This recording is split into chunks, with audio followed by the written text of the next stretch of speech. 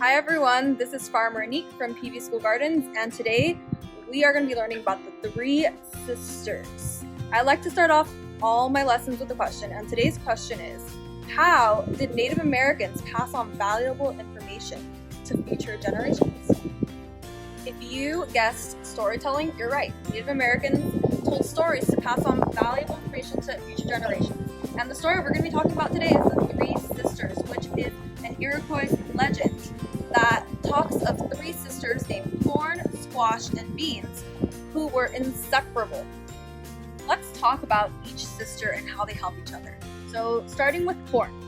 Corn, as you guys might know, if you've seen corn grow before, it grows in a tall stalk. It's almost like a pole. And what it does for its sisters is it acts as a supportive pole for the vining beans.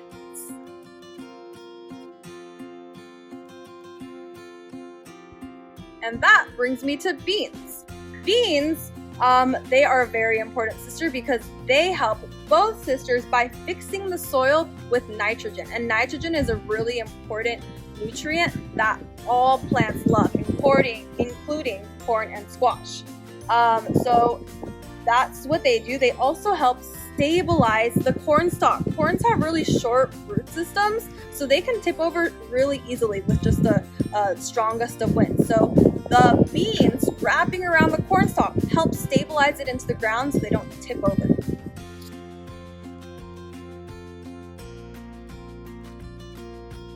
The next sister is squash, and what it does is it acts as a living mulch.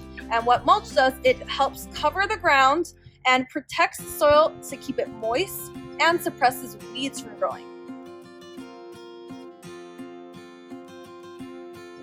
Squash also has spiny vines that help discourage predators that might want to eat squash or any of its sisters.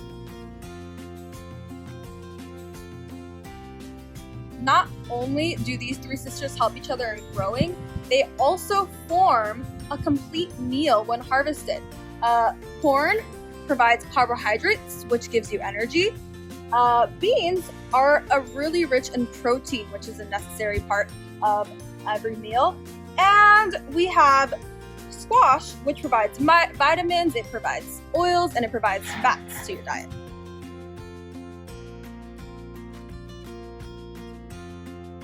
The legend of the three sisters is really trying to tell us about companion planting.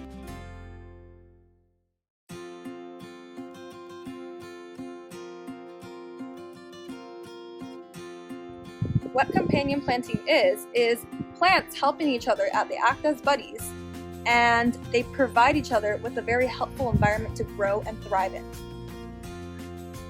Not only can these three sisters be enjoyed right after harvest, they can also be preserved, right? You can dry beans, you can dry corn, you can keep squash for a long time. Those dried beans, corns, and squash can not only be used for food, but they can also be used to replant next season. If they're open pollinated seeds, then you have a guarantee that you're going to get the same exact plant next time you plant.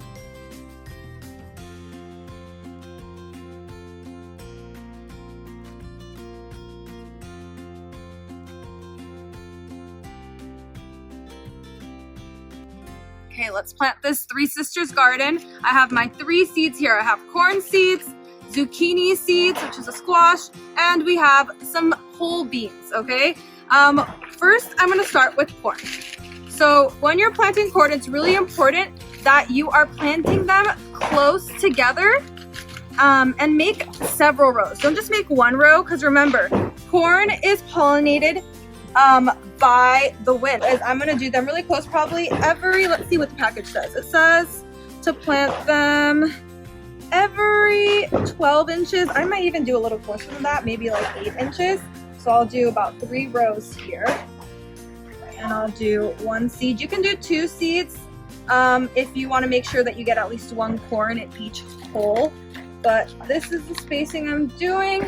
Right, so they're going to be close together, they're going to be pollinating each other, also going to be supporting each other, because remember, corn has really short root systems, so they can easily tip over. So if there's a lot of them close together, they're helping each other up.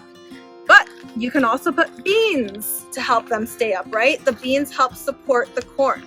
So I have a few whole beans here, and I'm gonna put them in between my corn so they can vine and grow up, twist up my corn and help support it, help provide nitrogen to it. And then lastly, we have our squash. So squash is the living mulch, right? Its spiny leaves and stems and its big leaves help cover the soil and protect its sisters. So I'm gonna put it right here in front of my corn and beans.